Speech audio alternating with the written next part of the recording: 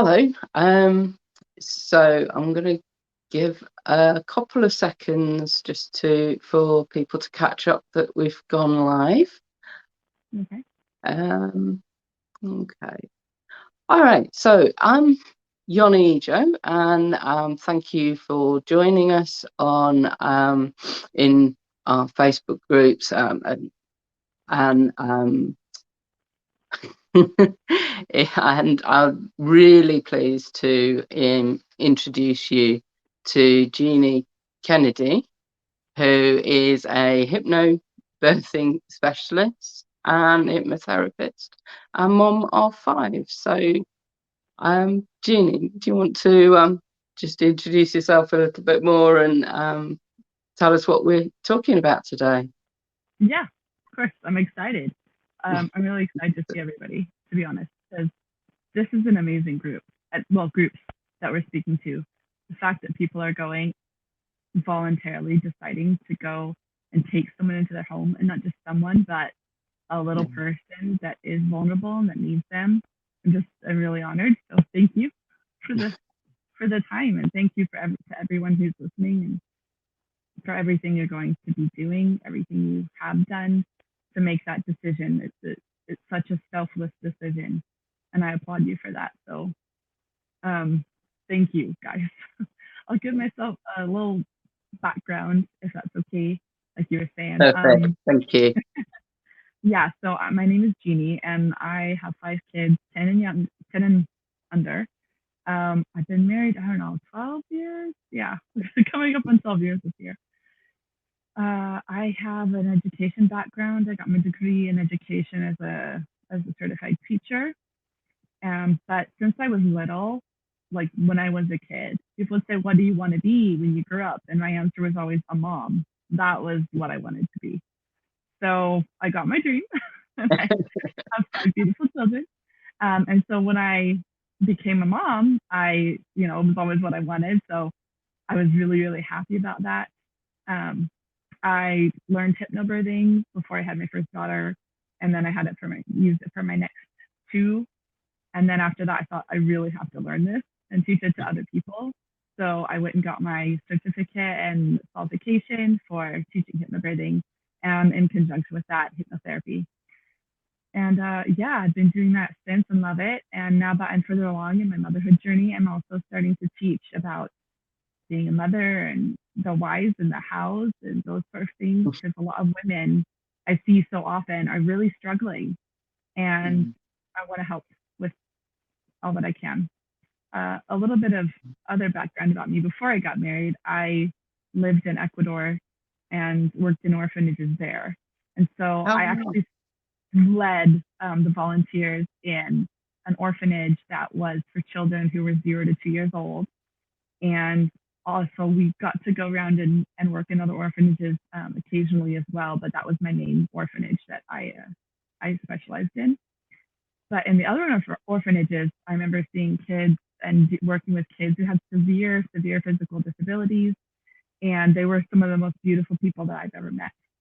And the babies in the orphanages that I was a volunteer leader at just melted my heart and made me fall in love with babies even more.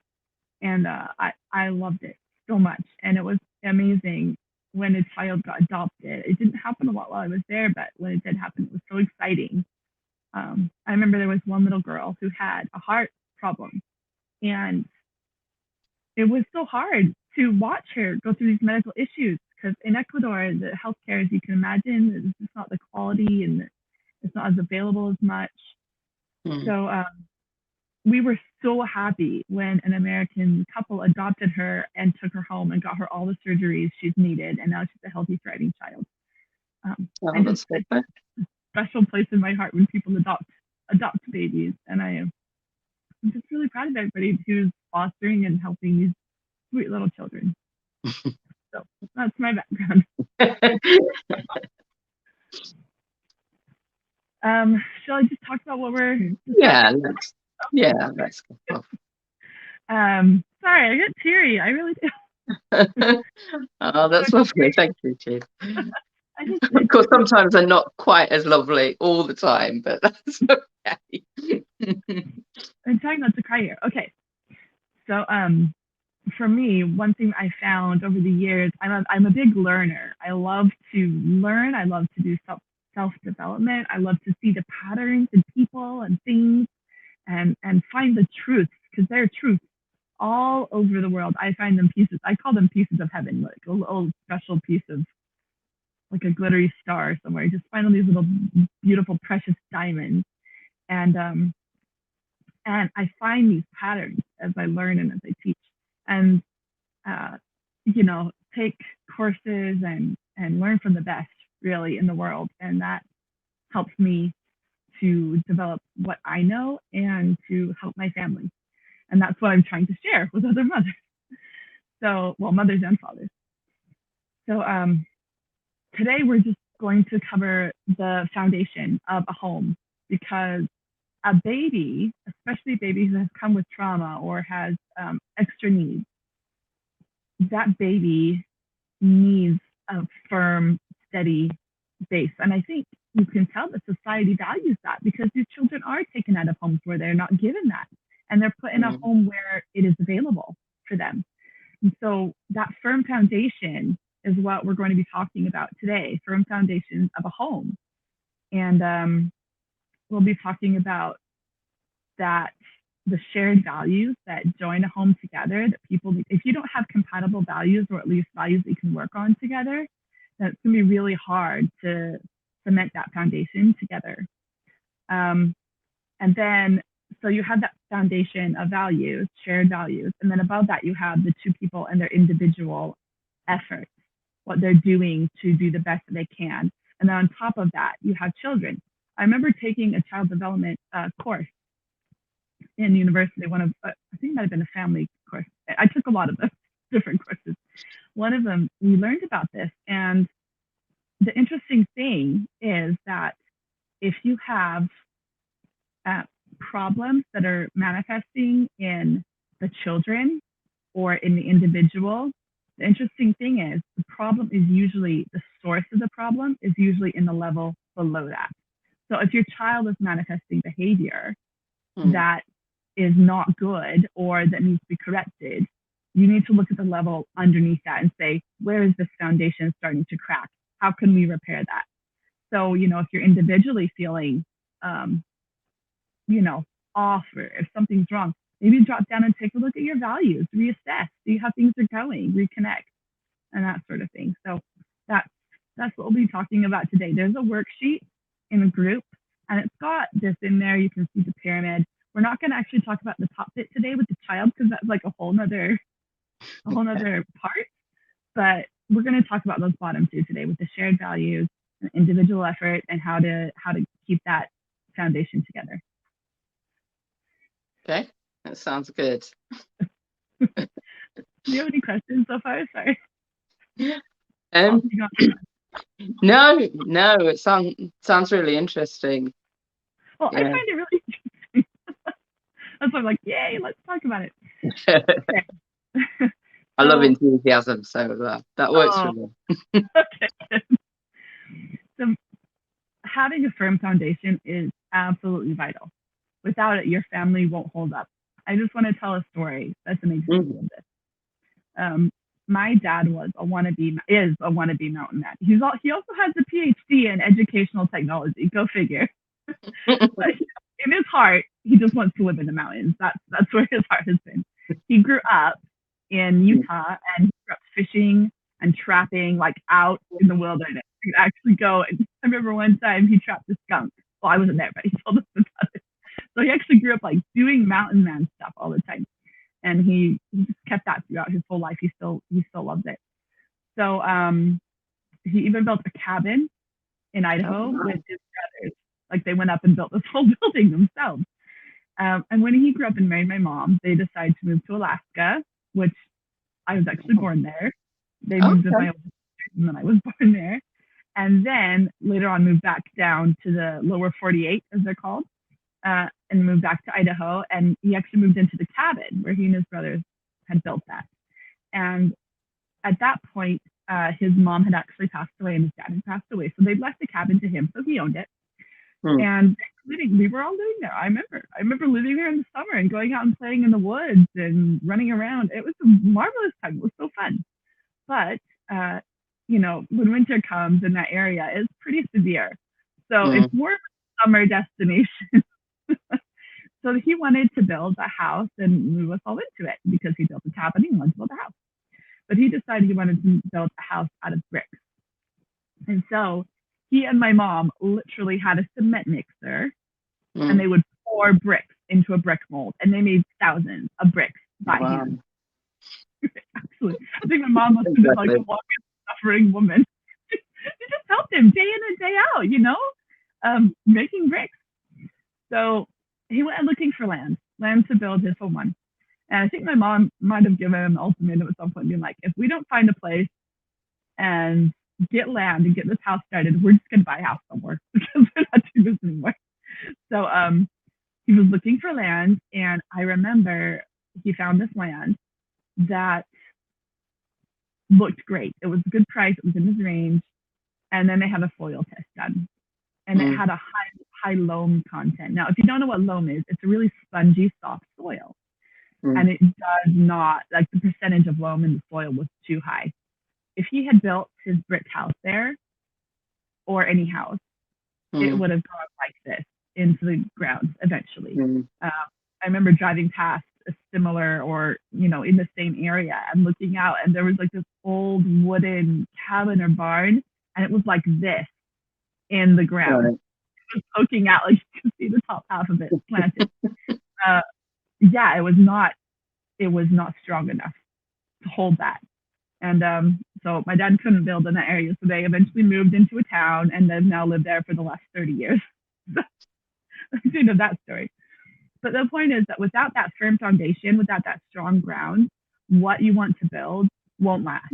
It will sink. So whether that's a family or a house, it's vital to make sure that your foundation is as strong as possible, so that when storms come, when hard times come, when your child is having a meltdown, when you're feeling distraught because you haven't slept properly for a while, whether it's just the two of you or whether it's you and a kid or 2 or 3 kids, once you have that foundation and you keep working on it, by the way, foundations have to be constantly worked on. It's not a one-off. You always have to go back and make sure there are no cracks. If there's a crack, you chink it up, So once you have that, you won't sink. You got to work on it, but it's always good to go back and analyze in the first place and say, right, how are we going to make this work together? Okay. So there are 3 parts of that. There are 3 levels. The first one, it's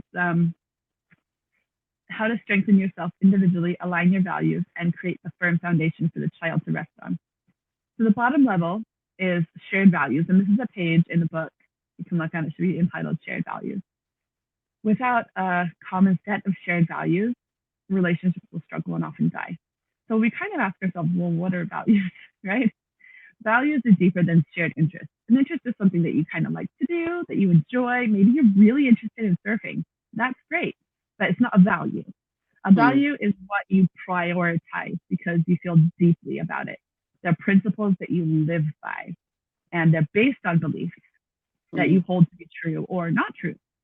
So you could really value freedom a lot, or you could really value connection or value love, or really value creativity or contribution. So there's all sorts of things that you can value. And in the workbook, there's a list of different values. So what is really helpful, and there's actually 2 sheets, one for you and your partner. And what you can do is go and look at the values and score them on a 1 to 10 and see how important they are to you. And then look at each other and talk to each other and see if you can work it out. If you don't have shared values, if you don't work on values together, it's really hard to make something last long term. So it's really important to look those values up, to work on them, see where you match. You don't have to be the same, obviously. No one's going to score exactly the same as their partner. That'd be a very rare occurrence. Nonetheless, it's really good to get an idea where you are. Sort of take stock, right? Get an inventory. And that starts a conversation. You can see where they're coming from, what you have in common, and There's also some lines at the bottom that if you think of other values you want to add on there, go ahead, add them in. The next line, the next level is individual effort. So there are two parts to genuinely putting in your best effort for yourself, which I kind of want to talk about self-care in a minute because I feel that sometimes it's misconstrued or used too frequently, if that makes sense, or used it incorrectly. So for yourself, for your relationship, because remember, it's self, relationship, and then child, right? All founded upon values.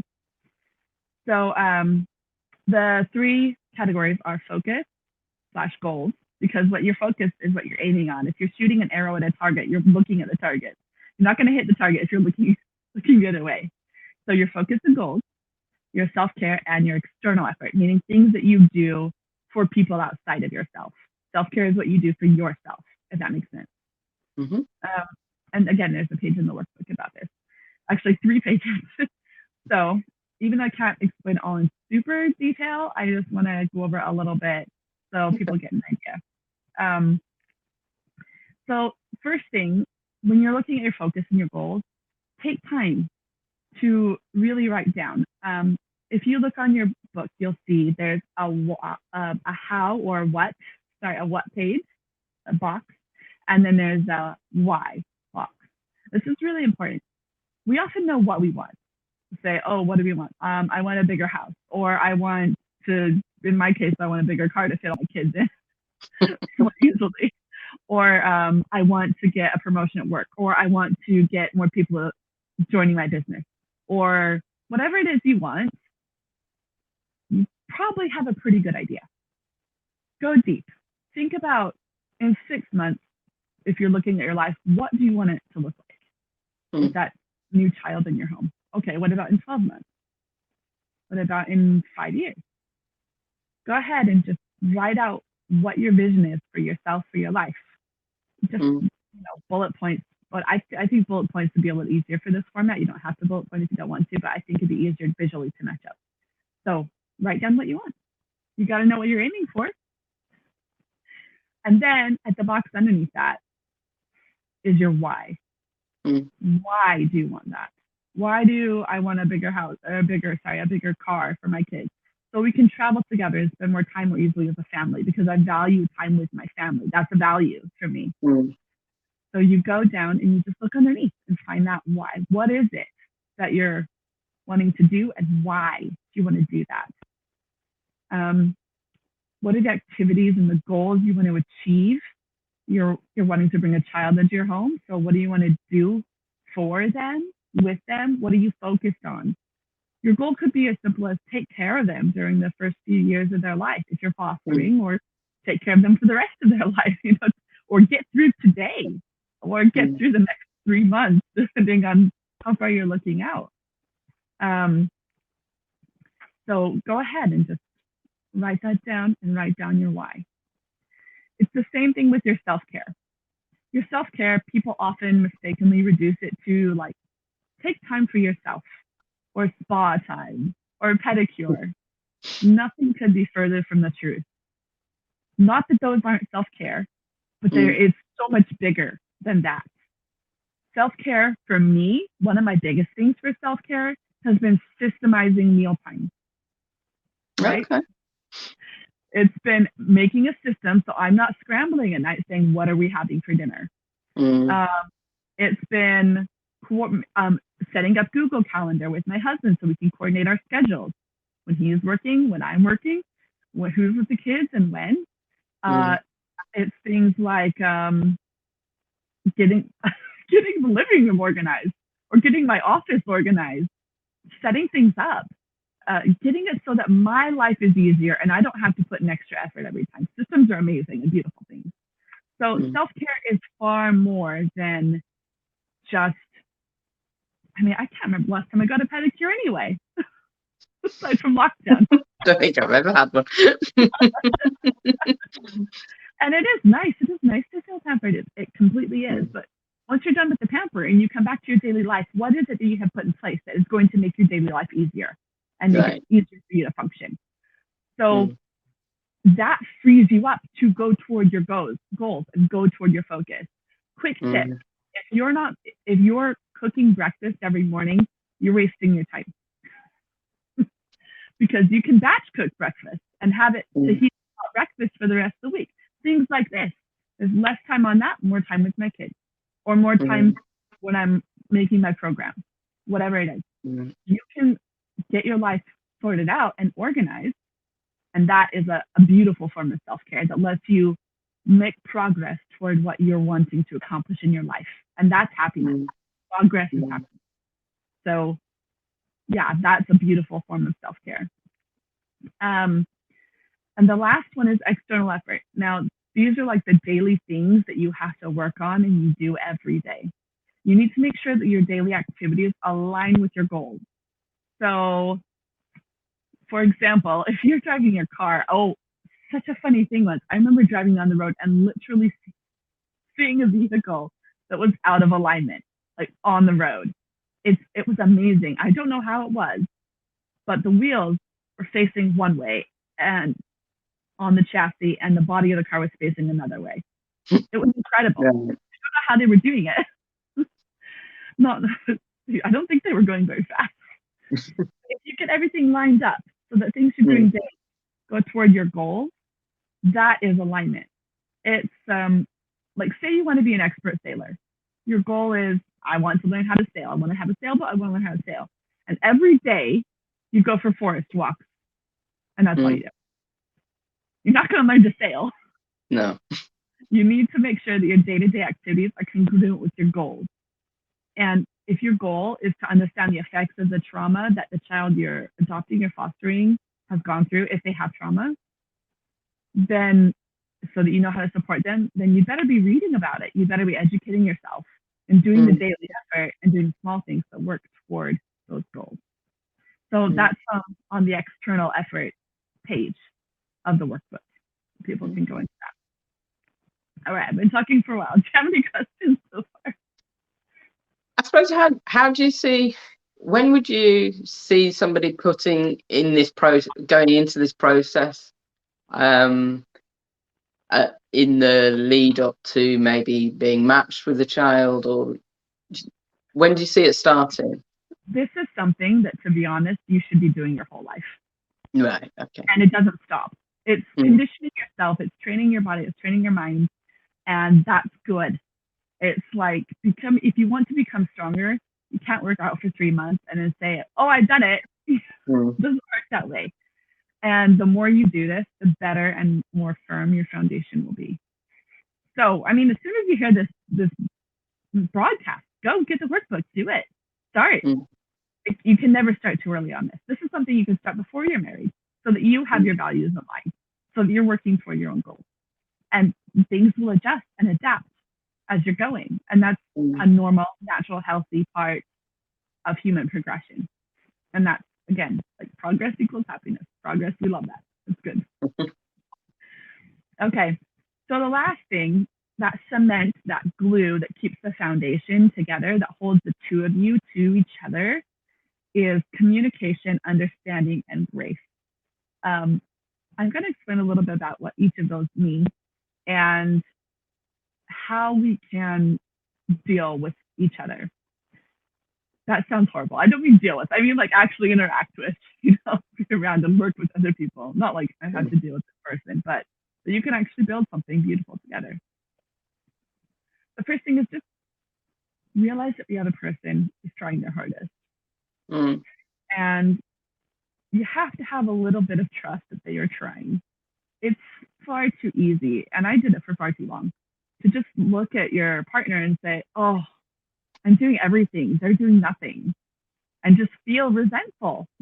mm, Resentment is poison in a relationship. It's mm, poison. If you want to kill your relationship, become resentful. If mm, you don't, learn to have that trust in them that they're trying their hardest and that you can talk with them. If there's something that comes up that's irritating you, don't jump down their throat. Deal with it when it's small before it grows mm, into a Godzilla that's trashing and destroying everything. Just communicate it in a loving way. I cannot tell you how far a smile goes. It shows someone that you're actually interested in helping and fixing it, and you're not just there to put them down. mm, Criticizing people is kryptonite. It's a really fast way to poison things. Again, just try to leave that out of it. Communicate in a loving way with a smile on your face and genuinely in your heart. Go in and go over what happened, because what happened might be something completely different. My husband and I had an unexpected bill last month, and it was really funny. And he's actually changed his mind about this since. But at the time, he said, "Oh my goodness, we're trying to save money, and we have this bill, and now we don't have the money that we wanted to pay. We've had to pay this bill." And my first thought was, "I am so glad we had money saved so we can pay this bill that we really need to pay." mm, So it's the exact same event, but you get different outlooks. You interpret it different ways. mm, You attach different meaning to it. mm, So it can be the same thing that happens between you and your partner, but you might be looking at it from a different perspective. So it's mm, good to go in and try to look at it from their point of view. Be loving and sincere and kind, and explain what the meaning was that you interpreted, what you attached to it, and say, "This is how I felt. mm, Please explain what happened here." Maybe they really did do something wrong, but they're far more likely to want to change or want to improve that aspect of what they did if they're feeling loved. mm, People don't like cold, hard pricklies, if you know what I mean. They don't like being poked at. It doesn't help. mm, Sometimes with kids, like, right, we don't do that, we do this. But generally speaking, you, as the saying goes, you catch more flies with honey than you do with vinegar. So it's a lot. And I think that's actually more applicable to ants, if I'm being honest. But nonetheless, go in sincerely, give yourself a little grace, give yourself a timeout if you need to. I have a tendency to, when there's a conflict, I'm like, let's fix this now, let's talk about this now. And my husband has a tendency to say, "I'm going on a walk," or "Give me space." yeah, And that's actually a really wise thing. So yeah, a little bit of time just to calm down and try to look at it from their point of view, and then come back and talk about it when you have the energy. Um, some people give the advice, don't go to bed tired, or don't go to bed angry. But my mm, advice is, after 9 o'clock, don't have any serious conversations. mm, Stop. You're both tired, your brain's not working properly. When fights happen, usually it's when you're both tired and you're not able to actually step out of yourself and into their mind and see what's coming from their mm, perspective. So give that person some space, and that's how you communicate with love. Um, the next thing is understand things from the other person's point of view. Now, we all have different needs. Sometimes we need to have quiet time or alone time. Sometimes we really want to be around other people. I think a lot of us are feeling that way right now. Like, let us out of our houses, let us see someone else. mm, Um, and we all have a mixture of masculine energy and feminine energy inside of us. Sometimes give me a drill and my masculine side comes out. I'm like, right, what are we building? um, but my two things, honest, legit, my two things that I absolutely love are leather and lace. Right? I love the feminine, flowy, and soft. I love that. It's beautiful to me. It's so attractive to me. And I remember in that same cabin that my family owned, mm, my grandpa had a chair that was leather back and leather seat, plush, and riveted. It was like a man chair. And I loved that chair. I mm, love I love the dichotomy. I love the polarity. I love how they complement each other. We all have these energies inside of us, and we all have the need of both energies. That said, some people are more feminine and some people are more masculine. And so we're going to talk about that. We're going to talk about what men need, generally speaking, and what women need, generally speaking. And regardless of the balance within you, we all have these needs. But generally speaking, people with more feminine energy have more specific needs on one end of the spectrum, and people with more masculine energy have more specific needs on a different end of the spectrum. So that's what we're going to cover just now. And regardless who you're with, it's helpful to know what they need because you're working with someone, you're building a partnership. If you were going into business with someone, it wouldn't make any sense to go into a business meeting and they say, right, we need this and this and this from you. And you just say, nope, I want to give you this and this and this. And they'll say, well, we don't need that for business. Like, we're a trucking company. We don't need lettuce right now. We're shipping oranges.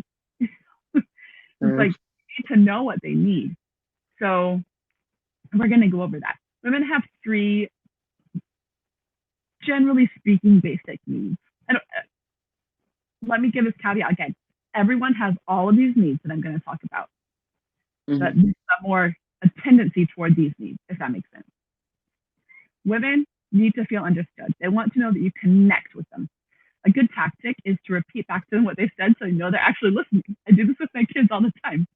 Like, one of my sons will just be sitting there and I'll say, can you do X, Y, or Z? And he'll just sit there and like, hey, look in my eyes. What did I say? You need to feel that you actually understood the message. They need to feel seen and noticed and appreciated. If you're fully present, I don't know about you, Yoni, but it bothers me if I'm talking with someone and they're doing this on their phone.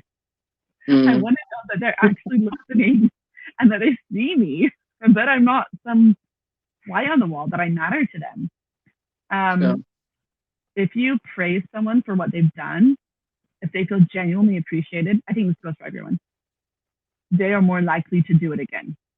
And that is so true for me. Like, if I make a dinner and my kids, like tonight, and they kind of pick at it and don't really eat it, I'm like, right, well, why am I making that? You know?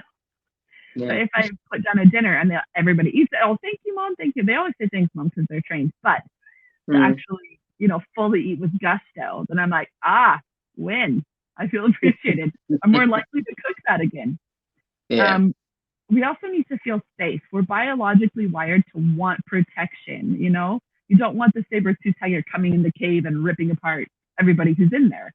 You need protection. So just be reliable. Keep your word. If you say you're going to do something, do it. And if you can't, let someone know in advance.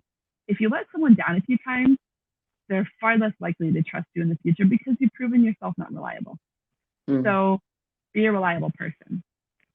Now, on the other end, the men have, again, they do have these needs. Everybody has all these needs, but there's a greater tendency toward some other ones. So men really like appreciation.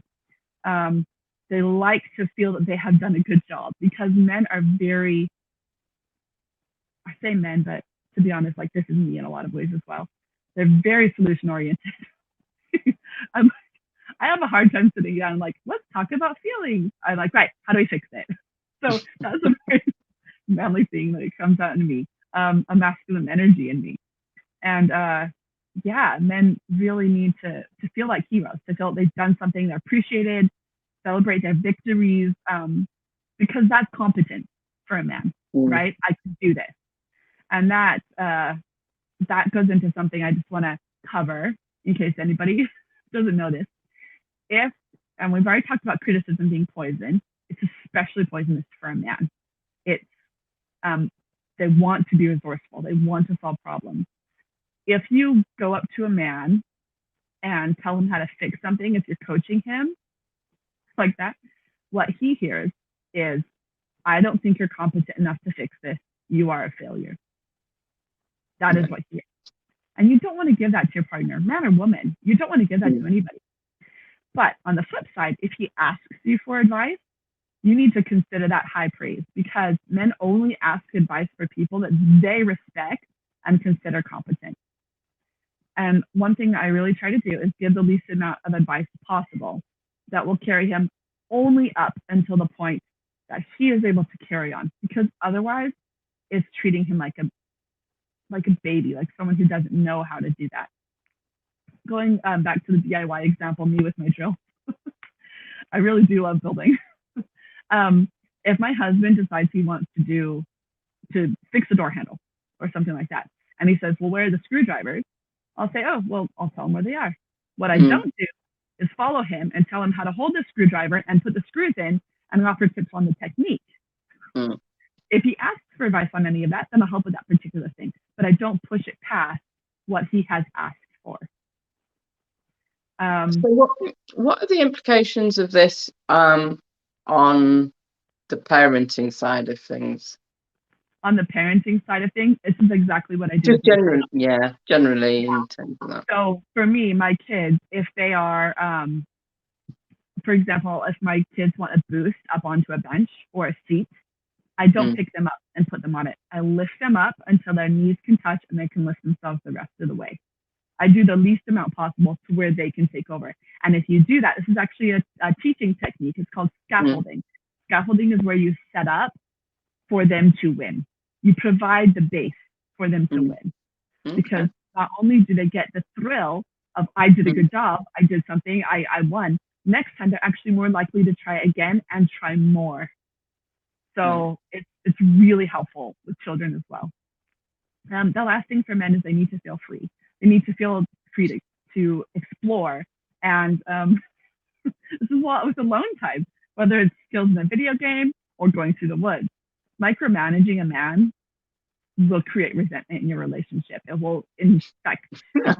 I'm not a great fan of micromanaging, I would say, either. No one likes to be managed. But especially with men, the message is, I think you're incompetent if you say no. So, he needs to have that free time so he doesn't feel trapped and controlled. But nobody likes to feel controlled. And he needs to feel opened up too. He needs to feel welcomed. It's not nice to come home to a person who's just like not talking to you, who's like making faces. And they need to feel affection and love. So those opposites attract. That feminine energy and the masculine energy, for me, it's so beautiful to see that leather and that lace working together. It's a wonderful thing to see that polarity, that magnetism between two people, that plus and minus just pulling together. And the last bit of the glue of that foundation is grace.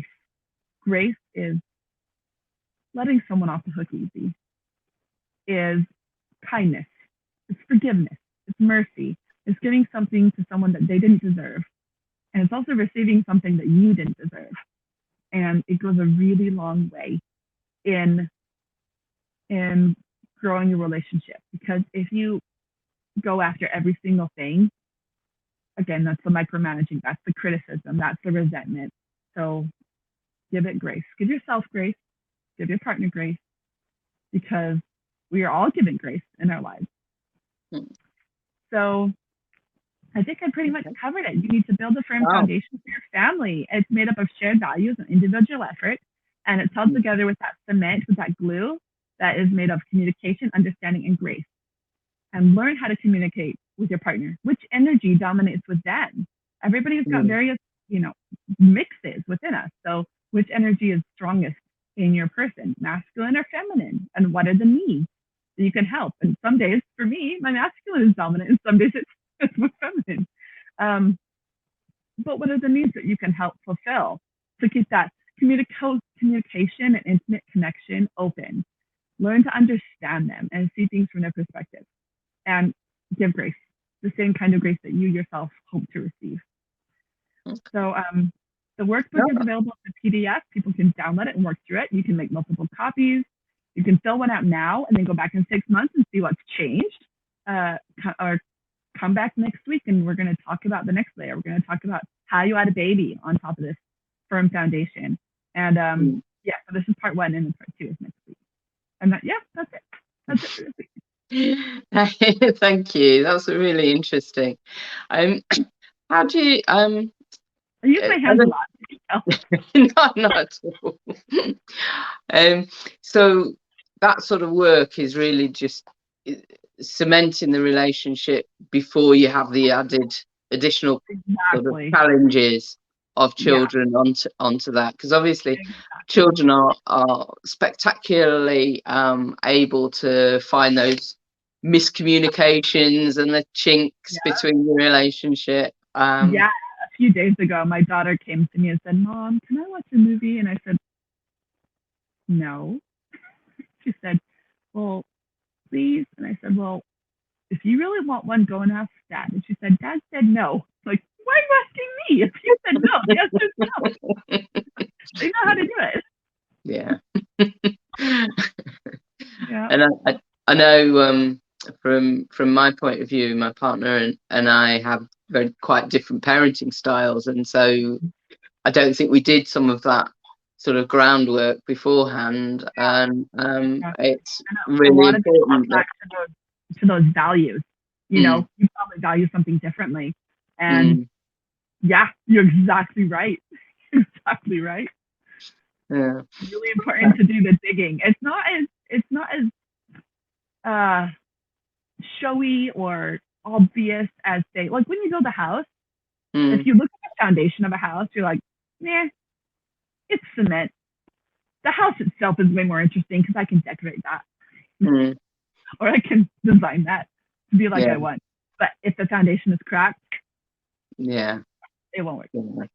No, and I know I've worked with a lot of foster carers and adopters who perhaps haven't done that groundwork, and actually you find out when the child is in situ that actually they didn't have they weren't on the same page, they didn't have the same motivations, and it's a challenge. It's a challenge, and I guess, like you say, just to keep talking and keep communicating with each other. Yeah, That's been really helpful. I'm just conscious of the time, so so just give a little bit of a taster of what you're going to cover in the next week's session, which is really about when the child is placed in your family. Yeah. So next week is going to be, I mean, I find it 80% of taking care of a child comes down to your why, because you know what they say, when you have a why, you can bear anyhow. Not that bearing a child is like, yeah, hard, but we're going to cover that. We're also going to cover the house. We're going to cover the ground up. So we've got that foundation now of shared values, of individual effort, and now we're going to add the child on top. How do you take care of a child? What do they need? We're going to cover some developmental milestones. We're going to cover how to read them. I've been blessed with this gift. I don't know why, but I have a gift that I can look at and hear a baby or a child, and I know exactly what they want and what they're thinking. And so I'll help you a little bit to interpret those signals, because I'll give you signals. And yeah, just talk about some of that and some beautiful stories of fostering and adoption, and encourage you all as you start on this journey. Okay, brilliant. That's been really interesting. If people want to find out more, your link is under the video, so please do connect with Jeanie, and we'll see you next week. So thank you, and all the best. Thank you. Bye.